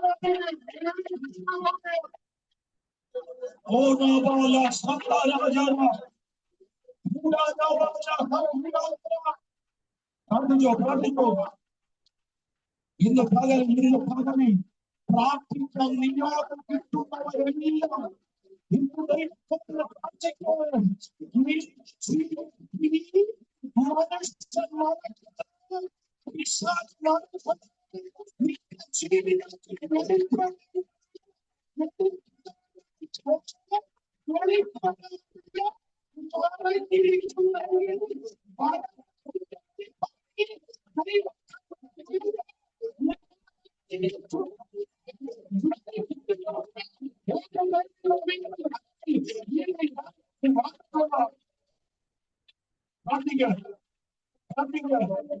എത്ര ഇരുട്ടിൽ മറച്ചു വെച്ചാലും എത്ര ഇരട്ടി മറഞ്ഞിരുന്നാലും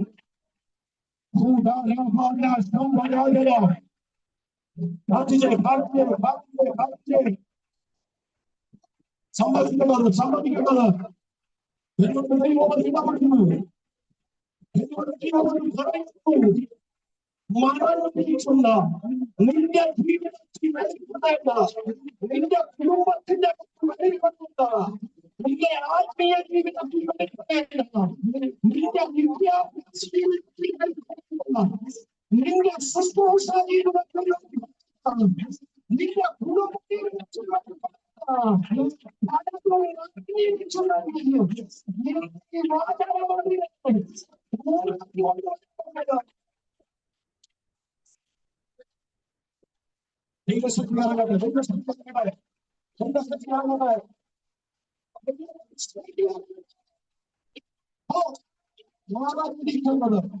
മാറാതിരിക്കുന്നത്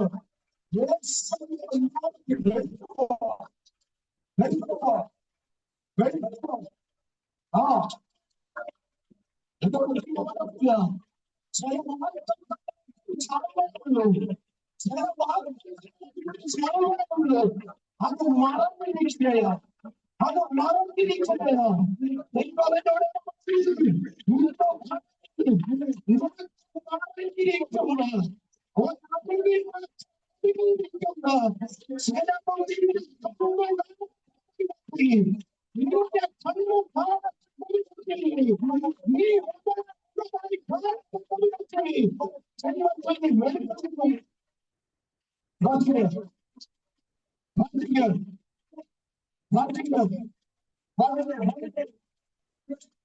എല്ലാവരും പിശാച് പറയുന്നു,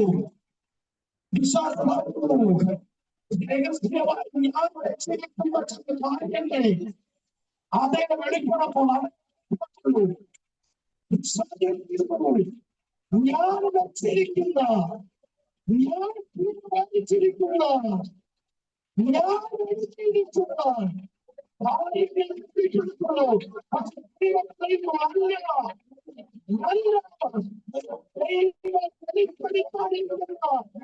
ചില കാര്യങ്ങളെ നിന്റെ ജീവിതത്തിൽ നിന്റെ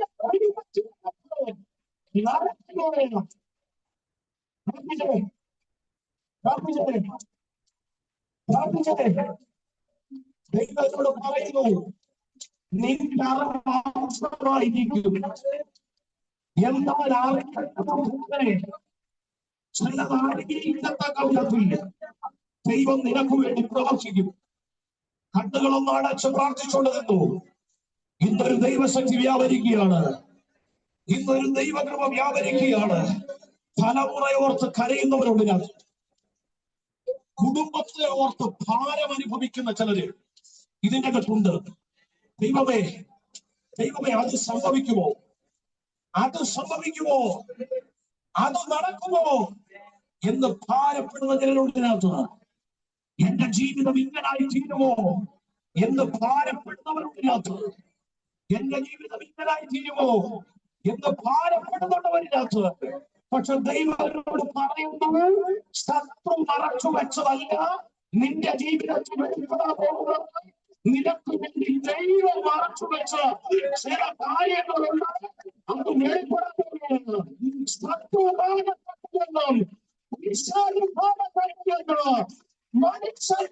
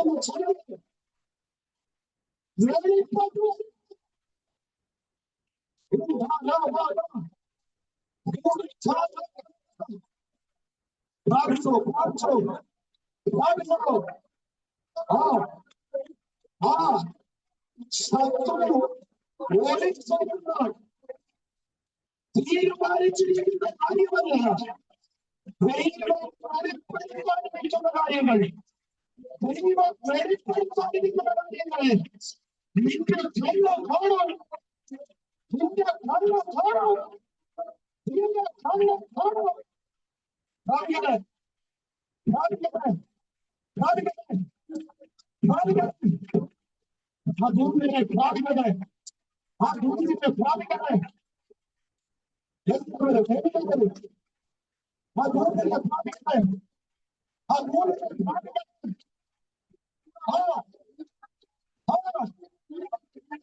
മാറിയിരിക്കുന്ന ചടങ്ങ്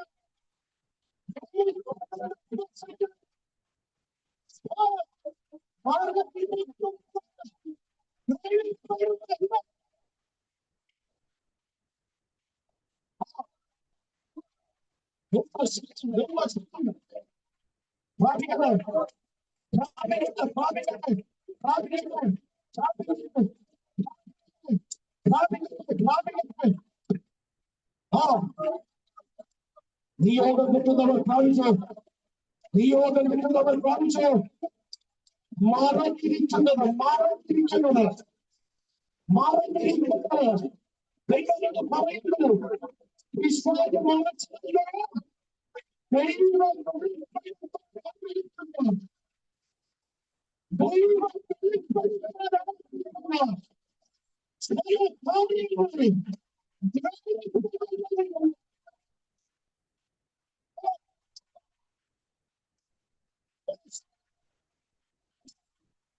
വെളിപ്പെടട്ടെ, വെളിപ്പെടട്ടെ, വെളിപ്പെടട്ടെ, വെളിപ്പെടട്ടെ, വെളിപ്പെടട്ടെ, വെളിപ്പെടട്ടെ. പ്രാർത്ഥിക്കുക, പ്രാർത്ഥിക്കുക. എല്ലാവരും, എല്ലാവരും ഇത് പ്രാപിക്കേണ്ട നേരമാണ്, ഇത് പ്രാപിക്കേണ്ട നേരമാണ്, ഇത് പ്രാപിക്കേണ്ട നേരമാണ്. ആ പറഞ്ഞ ഇടപെടുന്നു, സംസാരിക്കുന്നു, പരിശുദ്ധാത്മാവ് ശക്തിയെ പകരുന്നു, പരിശുദ്ധാത്മാവ് ശക്തിയെ പകരുന്നു, പരിശുദ്ധാത്മാവ് ശക്തിയെ പകരുന്നു, പരിശുദ്ധാത്മാവ് ശക്തിയെ പകരുന്നു. നിങ്ങൾക്ക് വിളിക്കാൻ കഴിയുന്നുണ്ടെങ്കിൽ പരിശുദ്ധാത്മാവ് ശക്തിയെ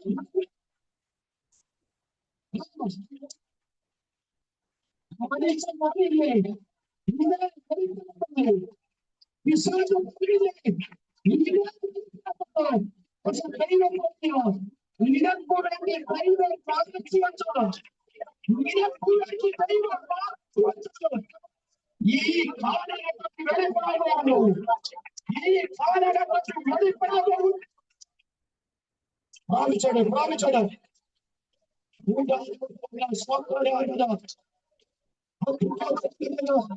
വാസ്തവത്തിന്റെ കീഴടക്കുന്നത് പോലെ ദൈവശക്തി വ്യാപരിക്കുകയാണ്, ദൈവശക്തി വ്യാപരിക്കുകയാണ്. അതുപോലെ പ്രാപിച്ചോ, ഇത് പ്രാപിച്ചൊക്കെ വളരാവുള്ളൂ, ഇത് പ്രാപിച്ചൊക്കെ വളരാവുള്ളൂ. ദൈവത്തിന്റെ ശക്തി വളരുന്നതാണ്. ആ ദൈവത്തെ ഉദ്യോഗത്തെ നോക്കി തലമുറയിലേക്ക് ഇടാനുള്ളൂ.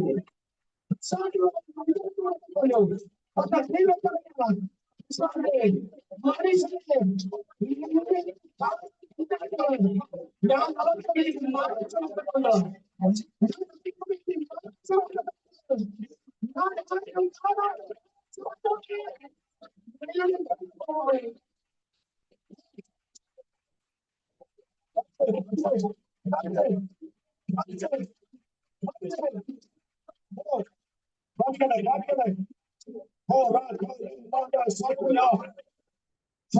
ശക്തിയോടെ പ്രാർത്ഥിച്ചേ.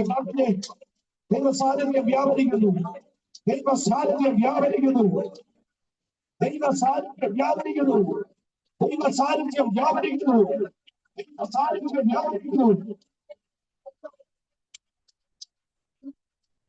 ദൈവാത്മാവൻ ചെയ്യുന്നു. ദൈവാത്മാവൻ ചെയ്യുന്നു.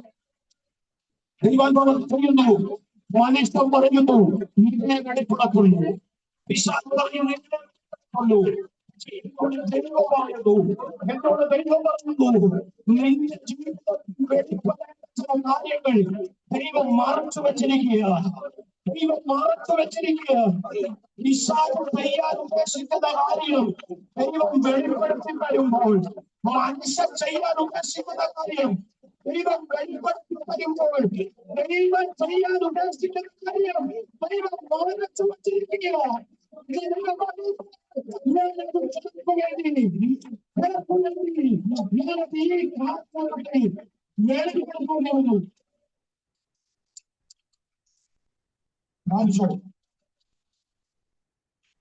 നിങ്ങൾ എന്നെ ഒന്ന് ശ്രദ്ധിക്കണം.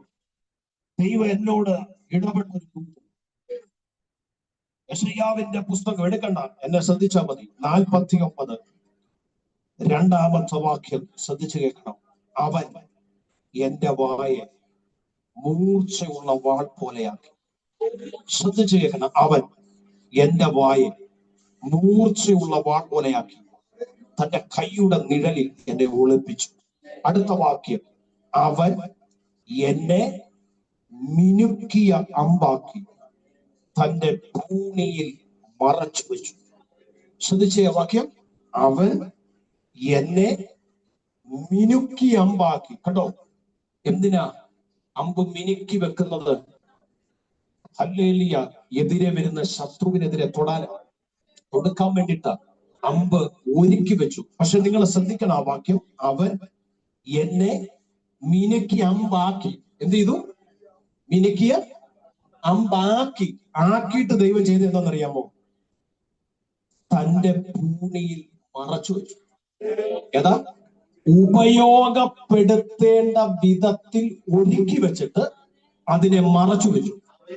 അതെന്തിനാ അങ്ങനെ?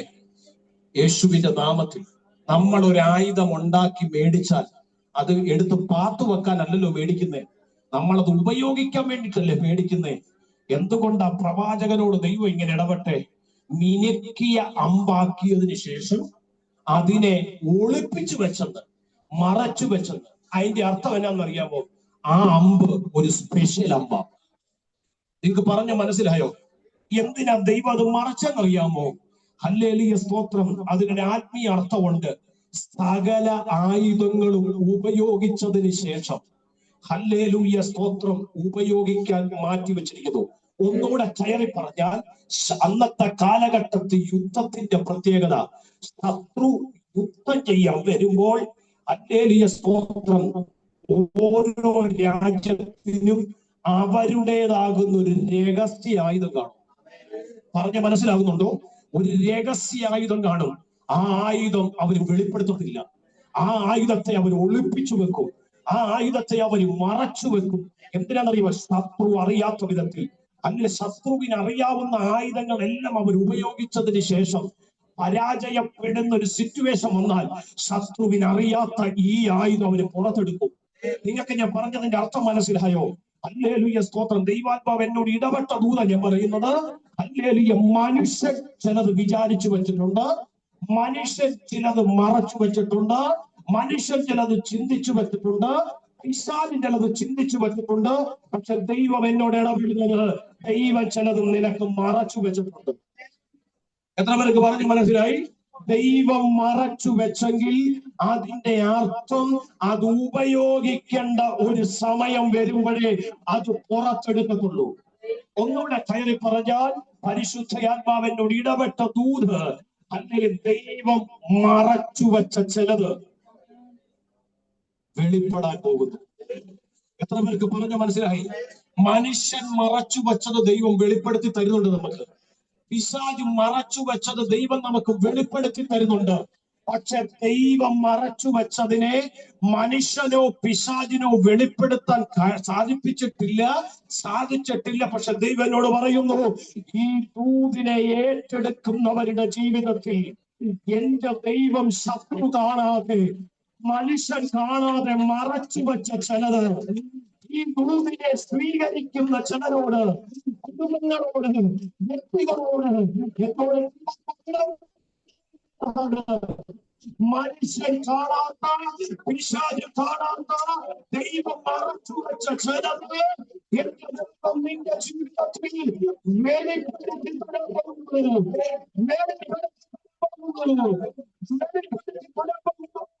വിശ്വസിക്കുന്നവരെ ചെടുക്കട്ടെ. ഇന്ന് പകൽ നമുക്ക് ഉറയ്ക്കാം, ദൈവത്തിന്റെ ആത്മാവ് ചെയ്യും. കണ്ണുകളടച്ചാട്ടെ, കണ്ണുകളടച്ച്. ഓ ശബദ, കണ്ണുകളടച്ചൊന്ന് പ്രാർത്ഥിച്ച്, കണ്ണുകളടച്ചൊന്ന് പ്രാർത്ഥിച്ച്. യേശുവിന്റെ നാമത്തിൽ പ്രിയപ്പെട്ടവരെ,